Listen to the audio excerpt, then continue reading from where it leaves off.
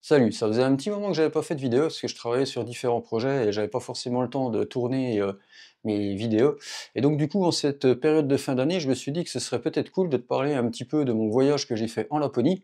Alors ça va sortir un petit peu du contexte habituel puisque là, je vais pas te parler de drone à proprement parler, mais je vais te faire un petit peu un retour sur ce que j'ai aimé, moins aimé sur la Laponie. Allez, c'est parti.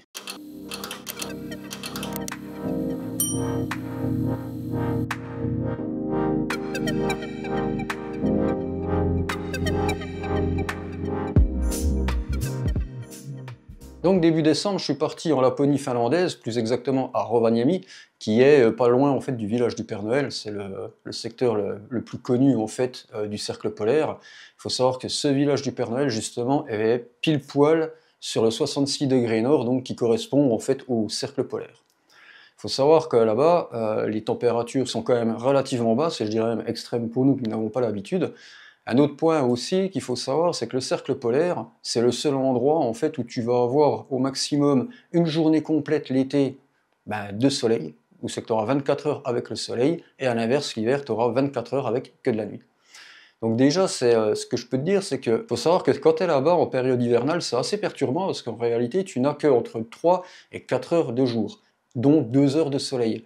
Alors, c'est assez perturbant au début, puisque notre organisme n'a pas du tout l'habitude déjà d'avoir aussi peu de jours.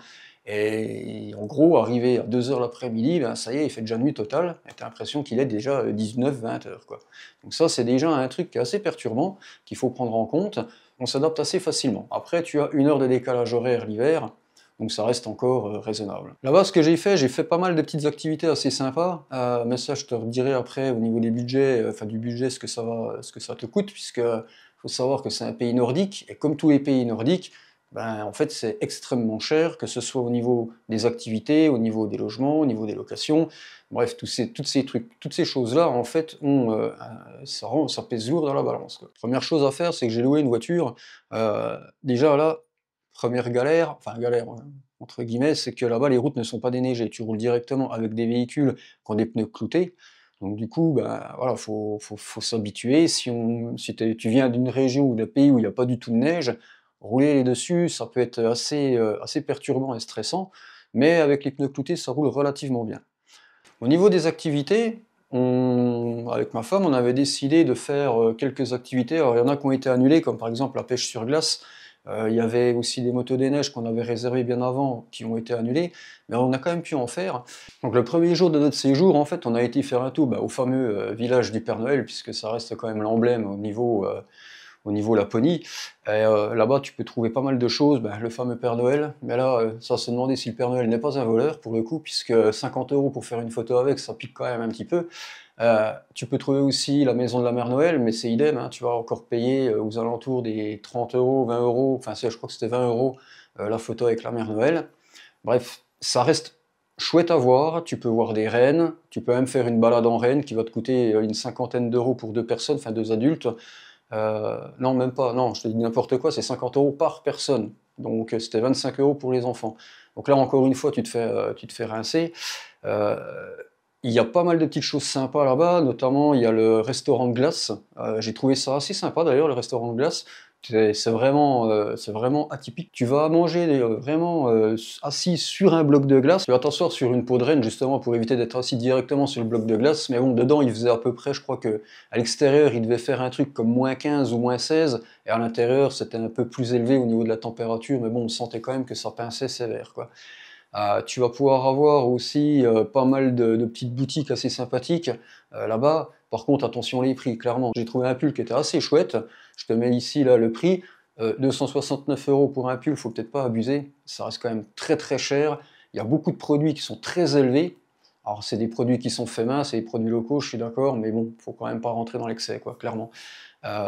Mais en soi, si tu vas pas pour acheter des choses, si tu vas vraiment pour visiter, profiter du secteur, franchement c'est sympa, quoi. Tu peux visiter aussi au village du Père Noël, un élevage, enfin une ferme, eux ils appellent ça une ferme de whisky, et là tu peux aller les voir, tu peux aussi les nourrir, voilà. Le deuxième jour, on est parti sur les cascades de Kuruama. C'est des cascades gelées qui sont à 2 heures de route à peu près de Rovaniemi. Alors ça, on est passé par une agence, c'est ce que tu as de mieux à faire à la limite, puisque si tu prends pas de véhicule, ben, tu n'auras pas le choix que de passer par eux, parce qu'eux, ils te fournissent le transport, et en plus, ils viennent te chercher directement devant chez toi, donc c'est plutôt cool, hein. Donc là, on avait fait les 2 heures de route, on a fait toute une petite rando là, qui faisait 7 km aller-retour, et on a pu voir les cascades gelées, hein. Je te mets là, ici, les plans, enfin les photos, c'est vraiment un truc à voir, parce que c'est vraiment très chouette, quoi. Donc après, quand on a fini la rando avec les cascades aux cascades gelées, là, on s'est arrêté faire un petit barbecue à l'extérieur. Alors ça aussi, c'était une première, parce que déjà de 1, il était 3 heures l'après-midi, donc enfin un peu moins, 2h30, il commençait déjà à faire quasiment nuit. Honnêtement, ça à faire, c'est vraiment sympa comme, c'est assez convivial en plus, le fait d'être autour du feu comme ça, enfin, j'ai bien apprécié, quoi, voilà. Le deuxième jour, on a été faire un tour avec l'animal mythique qui est le renne, hein, le renne de Finlande. Et là, c'était un petit parcours en fait qu'on faisait assis sur le traîneau, enfin un traîneau tiré par un renne. Alors, heureusement, c'est pas une sortie en safari où c'est que tu vas aller assez loin avec ton renne, tout ça. C'est un petit circuit qu'ils font comme ça. Mais là, c'est encore une fois, c'est une sortie qui va être relativement chère pour le peu de temps que tu vas passer dans le traîneau. Mais derrière, tu vas avoir, ils vont t'expliquer aussi comment fonctionne le système de gestion des rennes, puisque c'est un système de gestion bien spécifique en Finlande, où c'est 200 000 rennes et ça doit être régulé, et c'est seulement des rennes qui sont, qui appartiennent à différentes fermes, et une ferme peut avoir un nombre de rennes bien défini en fonction de la taille de son terrain. Il n'y a pas de rennes sauvages, c'est-à-dire qu'elles sont en liberté totale, mais elles appartiennent quand même à un fermier, quoi, à une ferme. En fait, quand tu as fait ton tour, après, ben, encore une fois, on te ramène dans une cabane en bois, là, avec un feu au milieu. On te donne le petit thé qui va bien pour te réchauffer. On t'explique, en fait, ben, comment, pourquoi les rennes sont régulées, qu'est-ce qu'on peut faire avec un renne, les rennes en fin de vie, qu'est-ce qu'on en fait, toutes ces choses-là. Donc c'est assez sympa. Tu apprends pas mal de choses. Le quatrième jour, je passe le 3, puisque ça, c'est ce qu'on avait fait avant, c'était le restaurant de glace, j'en ai parlé en introduction. Le quatrième jour, en fait, on est parti faire du chien de traîneau. Alors là, j'adore les animaux, j'ai moi-même un husky, mais là, en fait, je ne vais même pas te dire que j'ai pas apprécié. J'ai été dégoûté. Pourquoi? Parce que j'ai payé, enfin, on a payé 218 euros, 218 euros pour faire 1 minute 40 de husky, de chien de traîneau. On avait 7 chiens qui traînaient le traîneau, on était sur une piste, donc ça faisait un tour. On a payé 218 euros pour faire les 800 mètres qui ont duré 1 minute 40. Ça m'a dégoûté, honnêtement. Je pensais que ça allait être quand même un petit peu plus long que ça. Après, faut se dire qu'il y a 7 chiens qui tirent, donc ça va extrêmement vite. Je sais pas combien on était en vitesse, mais en tout cas, voilà, j'étais plus que déçu par rapport au prix. En plus, quand tu rentres après, une fois que tu as fait ton tour, tu vas comme pour les rennes, tu rentres dans une petite maison en bois, avec le feu, on te donne le thé, tout ça, on t'explique pourquoi, enfin ce qu'ils font avec les chiens, comment ils les traitent, tout ça. Mais si tu regroupes tout ça, ça dure 10 minutes à tout casser. Avec le trajet, ça dure 1 heure. Enfin voilà, c'est pas 1 heure et demie, donc c'est pas du tout. Enfin, je te le déconseille clairement. Si tu préfères, si tu veux vraiment faire du chien de traîneau, mets le prix, c'est-à-dire que tu vas mettre du 200-300 euros par personne pour faire un vrai safari qui va être de 5, 10 ou 15 km en fonction de ce que tu vas prendre, mais ne prends pas l'entrée de gamme en fait parce que tu vas vraiment tu vas te faire plumer clairement. Ça a été la grosse douille du séjour. Après voilà, on l'a fait, on pensait que ça allait être bien. Ça peut pas être bien à chaque fois et là pour le coup c'était carrément bah, c'était nul quoi, clairement, hein.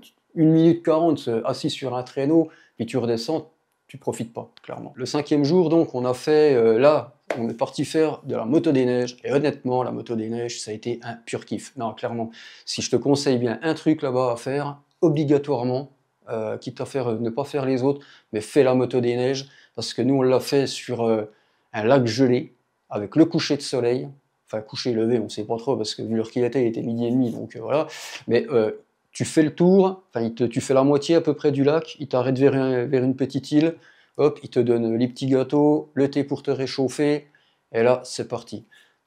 C'est vraiment un super kiff. Bon, par contre, on s'est clairement gelé parce qu'il y avait du -25. La visière du casque, elle gelait, mais j'étais obligé de rouler, enfin ouais, de rouler sans. Et du coup, le froid, ça te brûle la peau. Enfin, c'était un truc de ouf. Mais franchement, ça valait le détour. S'il y a bien un truc que je te conseille de faire si tu vas là-bas, c'est bien ça, quoi. Honnêtement, c'était vraiment le top du top, quoi. Voilà. Après, pour les autres choses, on a fait quelques balades à droite à gauche, on a profité un petit peu des lieux. Faut savoir que là-bas, c'est très compliqué de trouver des spots en fait qui sont dégagés, puisque c'est essentiellement fait en fait de forêt là autour. Alors, je sais pas comment c'est dans le sud, mais en tout cas là-bas, il y avait que ça.